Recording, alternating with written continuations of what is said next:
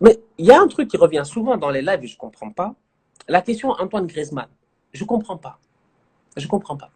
Quand vous me demandez Antoine Griezmann, vous voulez que je vous dise quoi? Mais Griezmann, il sait jouer au foot. Franchement, Grisou sait jouer au foot. Il n'y a même pas de discussion.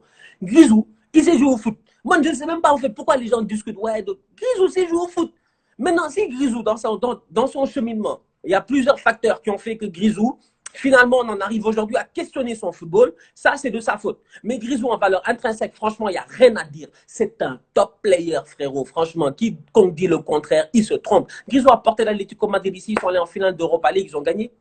Grisou a été énorme ici lors de très très grands matchs en Liga et en Ligue des Champions. Franchement, Grisou il a été fantastique à chaque fois qu'il a joué au football. Son problème, il est simple, c'est qu'il a fait un mauvais choix de carrière. On ne lui a jamais demandé d'aller au Barça. Grisou, qui lui a demandé d'aller au Barça? Je vous ai dit ici la dernière fois que moi, c'est un job. On me réveille à 4 h du matin, 3 h du matin, 4 h du matin. On me dit, tu veux Grisou? Je dis non.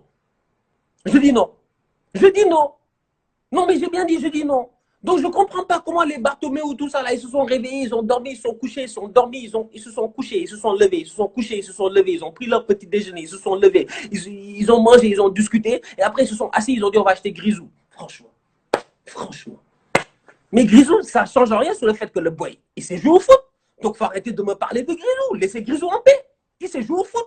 Le problème, ce n'est pas Grisou, c'est le Barça.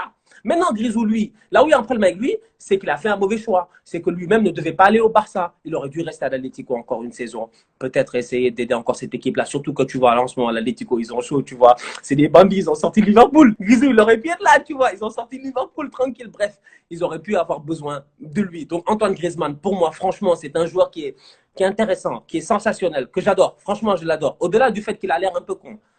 Même le jour où je le rencontrerai, ça, je vais le dire, franchement, avec tout le respect que j'ai pour lui. Il a l'air un peu, voilà, il a l'air un peu space. Il n'a pas l'air très, très intelligent.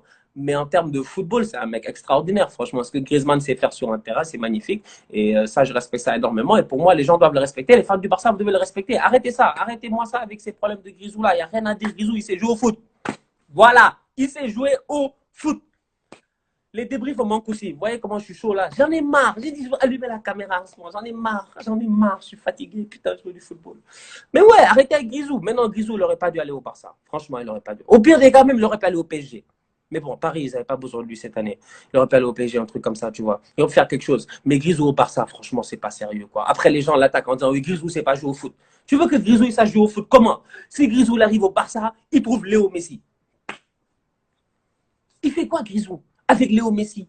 C'est-à-dire, aujourd'hui, on a vu des boys, des boys extrêmement talentueux qui n'ont jamais pu jouer avec Messi. Parce que Messi, c'est une pièce à part, c'est une pièce rare. Elle n'existe pas. C'est-à-dire que s'il y a des cartes du jeu, Messi, c'est la carte hors jeu. On ne comprend pas. C'est Léo Messi. C'est un mec dans son monde. En termes de talent, il fait ce qu'il veut. Donc voilà. Donc sur ce point-là, pour moi, il n'y a rien à dire. C'est difficile de jouer avec Léo Messi. On le voit en Argentine. On l'a vu au Barça. C'est difficile de jouer avec lui. Donc vous voulez que Grisou, il fasse quoi? En plus de ça, tu lui mets Valverde dans les pattes. Tu veux qu'il fasse quoi? Avec Valverde. Tu veux faire quoi avec Valverde? Vous vouliez faire quoi avec Valverde? Avec Grisou? Non, faut arrêter, franchement. Tout le cocktail n'était pas bon. C'est du n'importe quoi. Ça montre à quel point la direction du Barça, ils ne réfléchissent pas. Même, je pense qu'il y a des gars ici, ils jouent à Football Manager, ou il y a des gars ici, ils jouent à FIFA, et ils ont plus de logique dans leur transfert que le Barça. Tellement le Barça est illogique dans ses transferts. Franchement, dans tout ce qu'ils font, c'est illogique. Même quand ils payent des salaires, c'est illogique. C'est terrible. Terrible ce club-là. En tout cas, on va voir ce que ça va donner. Bon, maintenant on parle de Lautaro. Lautaro, c'est intéressant. Là, ça devient intéressant. Quand on me dit Lautaro aujourd'hui au Barça, je dis voilà un profil intéressant. Lautaro, ça peut marcher avec Léo Messi. Lautaro et Messi, ils peuvent jouer ensemble. Surtout que Messi, je pense que plus il vieillit, plus il comprend qu'il ne peut plus être au four et au moulin. Il faut qu'il commence à déléguer. Il faut qu'il commence à moins courir et tout. Il faut qu'il y ait un joueur beaucoup plus rapide devant. Je pense que Lautaro peut remplir ce rôle-là un peu de Luis Suarez. Et je pense que l'année que Lautaro a joué avec Lukaku, là, ça lui a fait un énorme bien.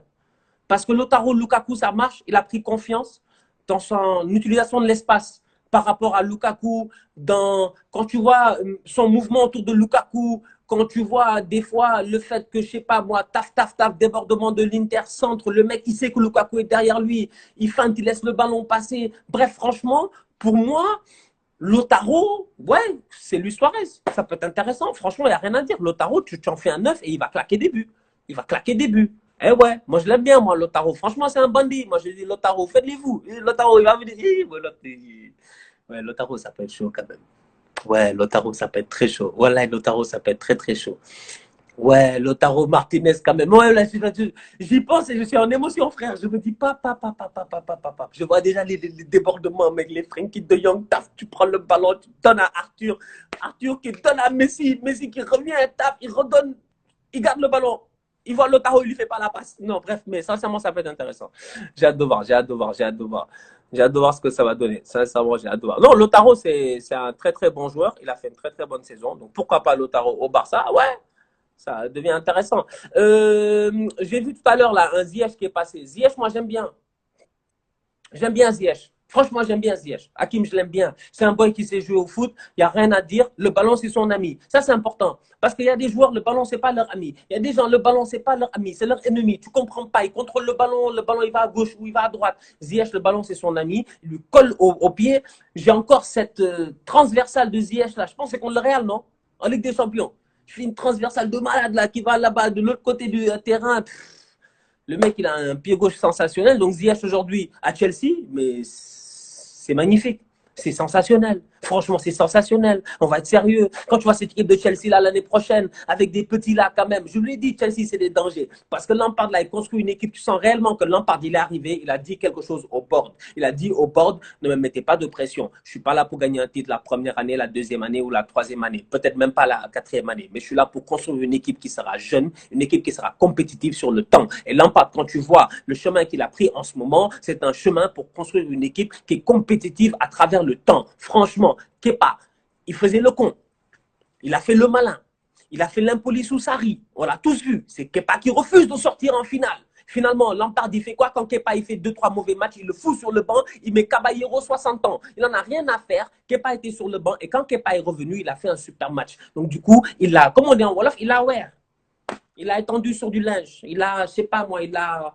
Quand ton linge est mouillé, tu le mets sur un truc, voilà, il a étalé Kepa, il a mis sur le banc. Mais aujourd'hui, on voit les bienfaits en défense centrale. Cette équipe de Chelsea-là, elle est bien, franchement. Les boys là, ils sont jeunes, ils sont prometteurs, que ce soit Christensen, que ce soit Rudiger. Rudiger, chaque année, il évolue. Et un défenseur, les gens oublient, mais ses meilleures années, c'est à 28, 29, 30 ans. C'est là où tu as tes meilleures années en tant que défenseur, franchement. Franchement, même des fois, c'est 30 ans et plus. Parce que c'est là où tu deviens très, très intelligent. Et si le bon Dieu te donne que physiquement, tu sois encore au top, tu peux faire du sale. Donc, c'est des petits qui peuvent évoluer. Donc, aujourd'hui, tu vois des Tomori, des Rudiger, des Christensen, des Rhys James. Mais il n'y a que des gamins à Chelsea. Au milieu, tu as le petit Gilmour qui est arrivé, l'autre, la Kovacic, Pulisic, Jorginho. Je vois les gars à gauche et à droite. Ziyech, franchement, on va être très sérieux. Il ne peut que s'implémenter très, très facilement dans cette équipe-là. Et pour moi, Ziyech, ça va être un joueur intéressant en première ligue, franchement. Parce que Chelsea avait besoin de ce joueur-là. Chelsea a toujours eu, je pense, besoin d'un joueur qui porte un peu l'équipe, tu vois. Et Hazard l'a fait magnifiquement. Drogba l'a fait sensationnellement pendant très très longtemps, jusqu'à son départ en 2012. Après, Eden Hazard, quand il est arrivé, il a repris le dessus et tout. Ils ont gagné les Europa League 2013, etc. Blablabla. Donc, tu sens qu'ils en ont besoin. Donc, ouais, pourquoi pas. Franchement, moi, je dis attention. Attention à Chelsea. Hein. Moi, je dis c'est l'équipe qui me fait peur un peu. C'est l'équipe qui me fait un peu peur et tout. Tu vois, moi, il me stresse un peu, les gars de Chelsea.